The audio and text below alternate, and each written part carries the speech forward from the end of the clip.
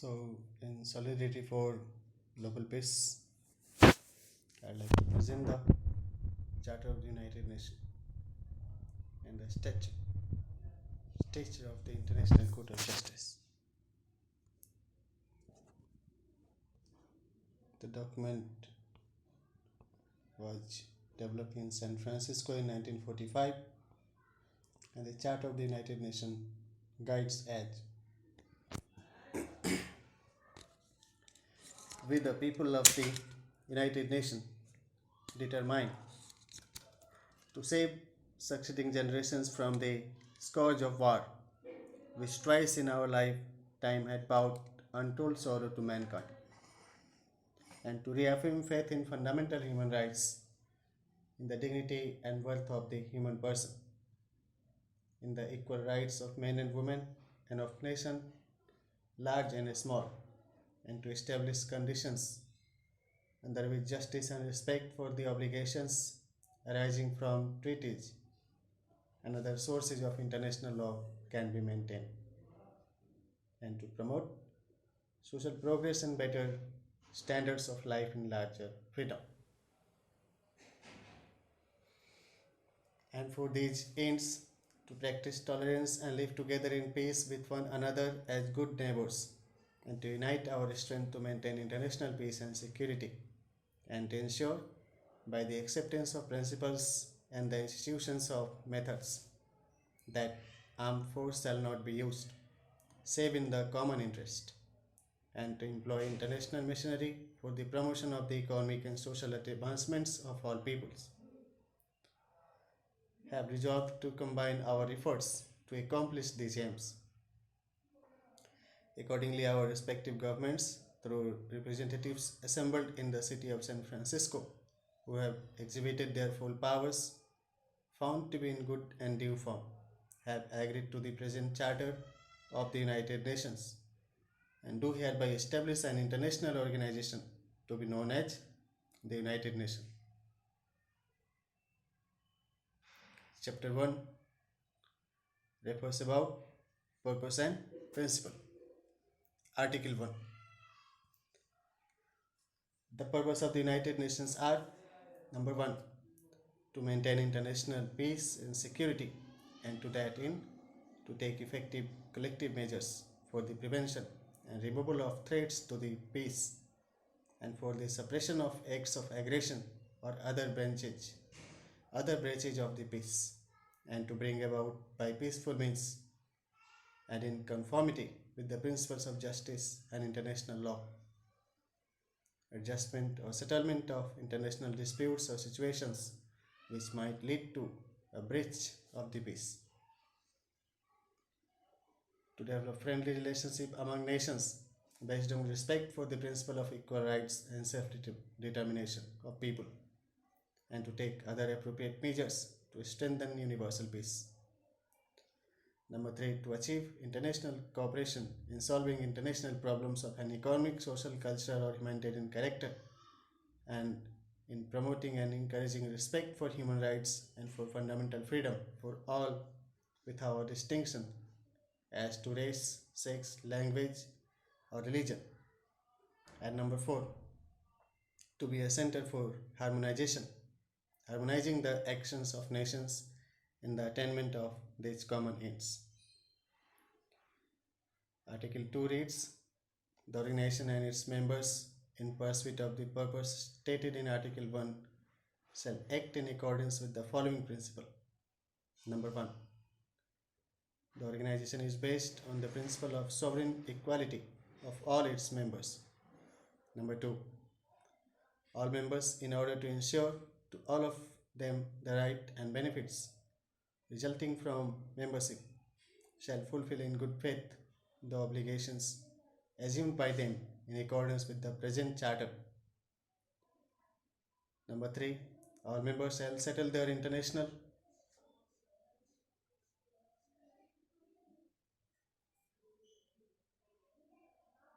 disputes by peaceful means in such a manner that international peace and security and justice are not in danger.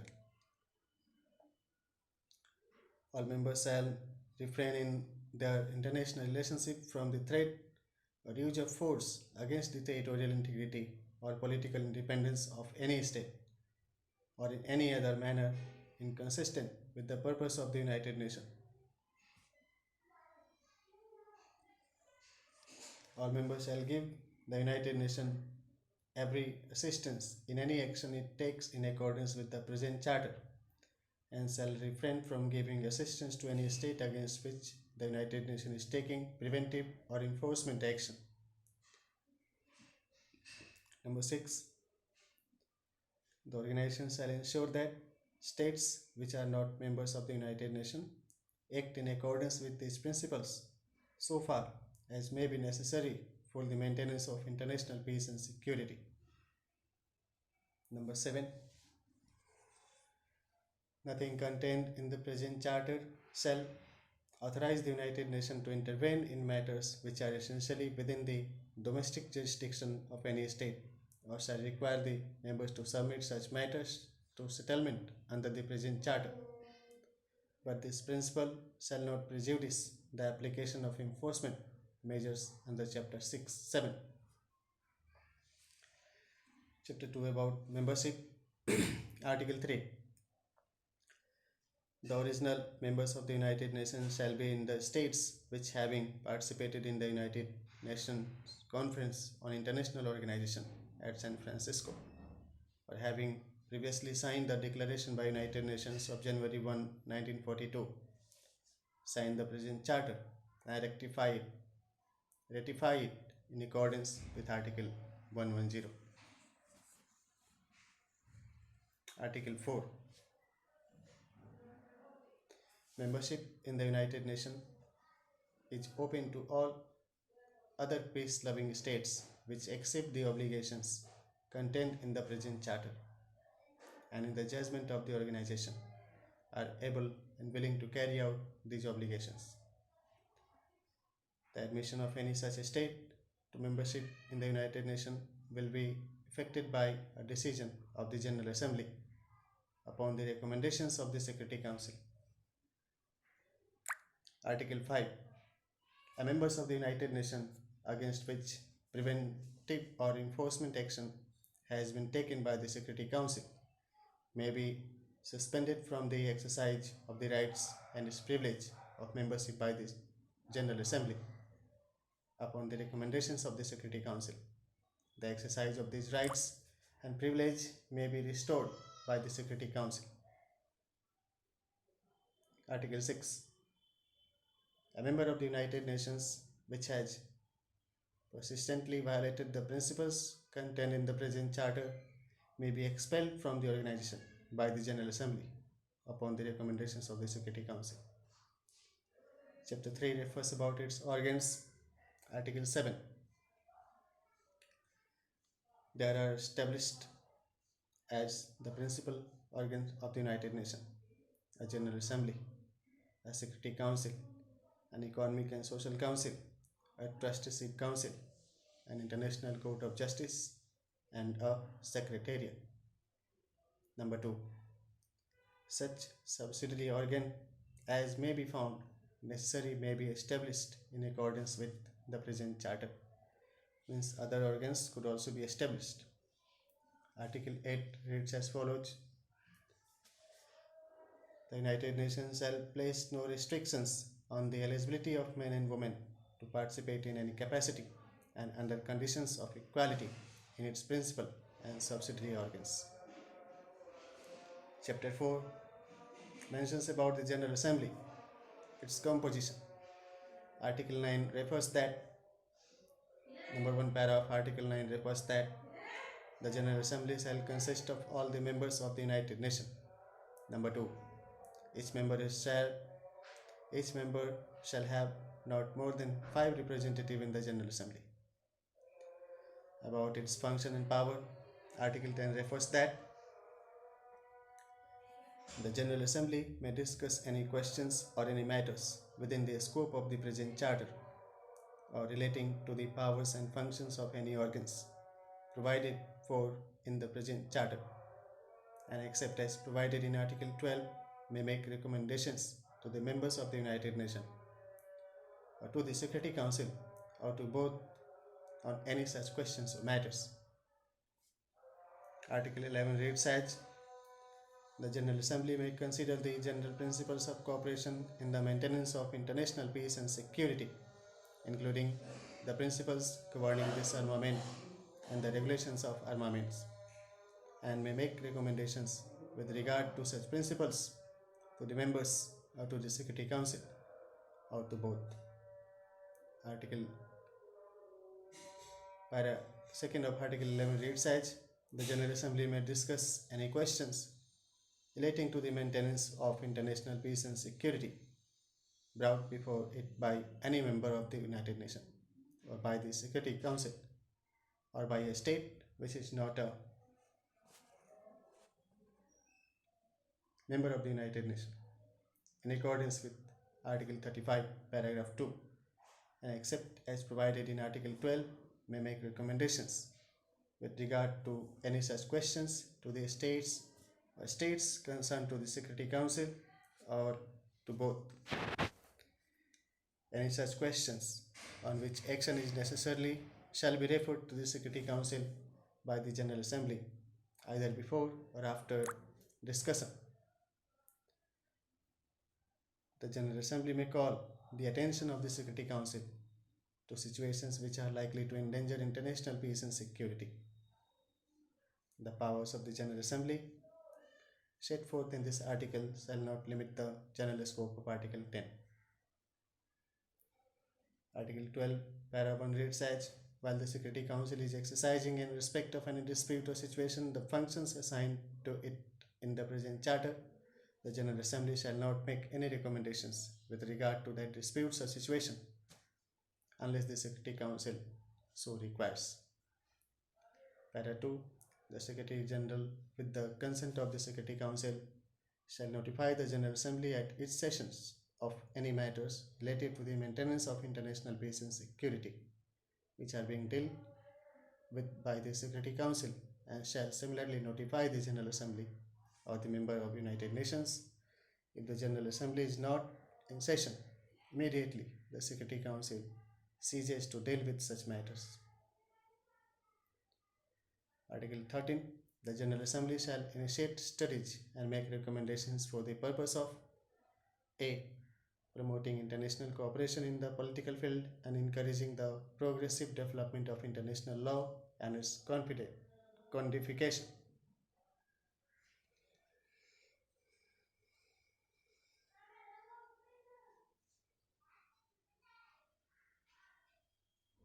B.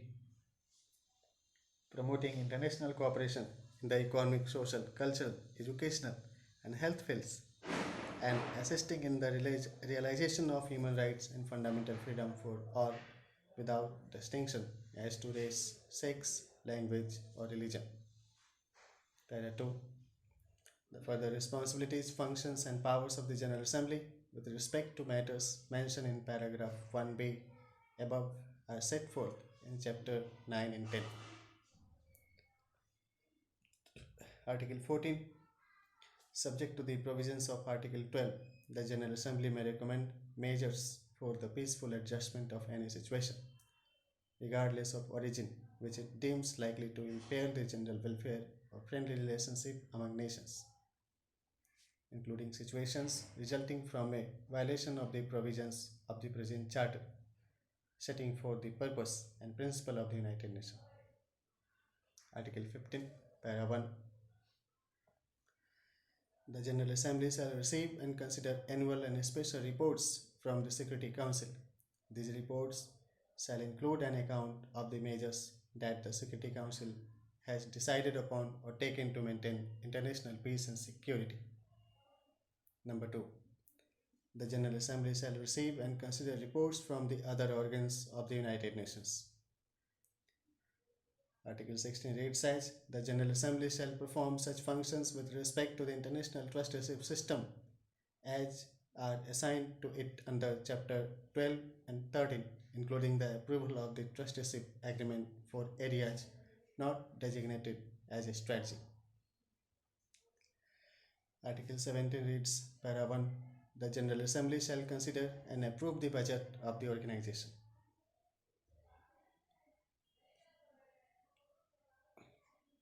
Para 2. The expense of the organization shall be borne by the members as apportioned by the General Assembly. Apportioned by the General Assembly. Para 3. The General Assembly shall consider and approve any financial and budgetary arrangements with special agencies referred to in Article 57 and shall examine the administrative budgets of such specialized agencies with a view to making recommendations to the agencies concerned. About voting, Article 18. Each members of the General Assembly shall have one vote. Para 2. Decisions of the General Assembly on important questions shall be made by a two-third majority of the member present and voting. These questions shall include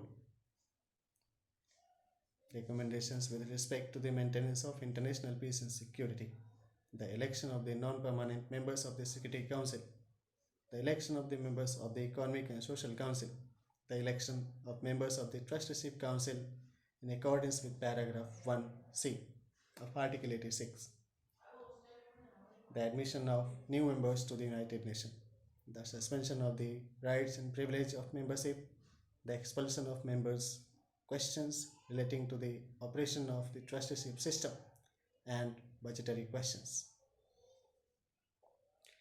Para 3. Decision on other questions, including the determination of additional categories of questions to be decided by a two-third majority, shall be made by a majority of the members present and voting.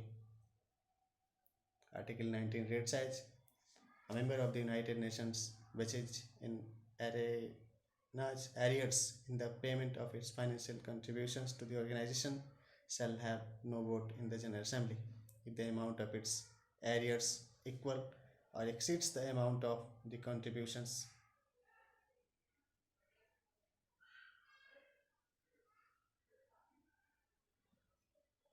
due it for the preceding 2 full years.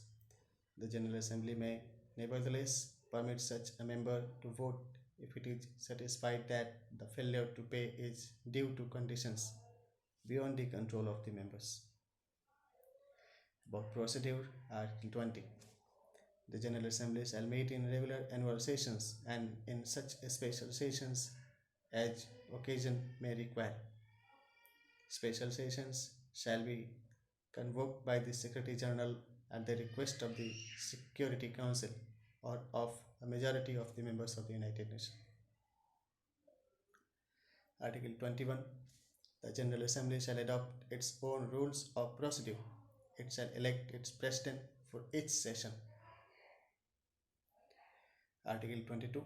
The General Assembly may establish such subsidiary organs as it deems necessary for the performance of its function.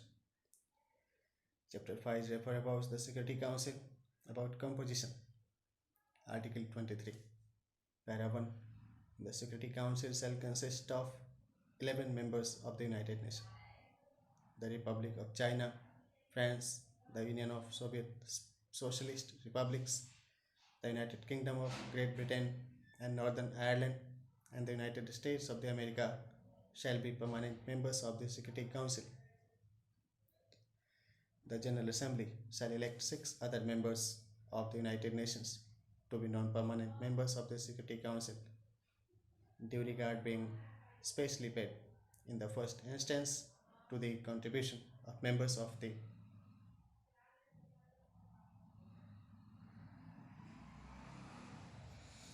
United Nations to the maintenance of international peace and security and to the other purpose of the organization, and also to equitable geographical distribution. Para 2. The non-permanent members of the Security Council shall be elected for a term of 2 years. In the first election of the non-permanent members, however, 3 shall be chosen for a term of 1 year. A retiring member shall not be eligible for immediate re-election. Para 3. Each member of the Security Council shall have one representative. About functions and power, Article 24 reads, Para 1.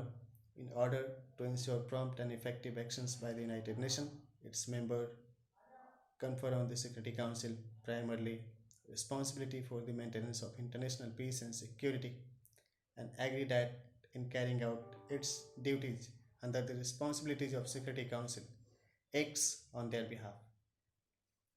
Number 2. In discharging these duties, the Security Council shall act in accordance with the purposes and principles of the United Nations. The specific powers granted to the Security Council for the discharge of these duties are laid down in Chapter 6, 7, 8, and 12. Para 3. The Security Council shall submit annual and, when necessary, special reports to the General Assembly for its consideration. Article 25. The members of the United Nations agree to accept and carry out the decisions of the Security Council in accordance with the present Charter. Article 26. In order to promote the establishment and maintenance of international peace and security with the least diversion for armaments of the world's human and economic resources, the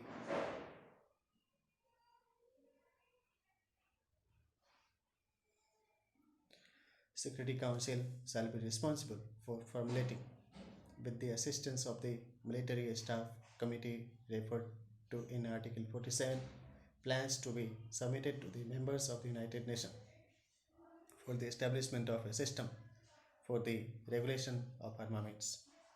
About voting, Article 27, Para 1 reads as each member of the Security Council shall have one vote. Para 2.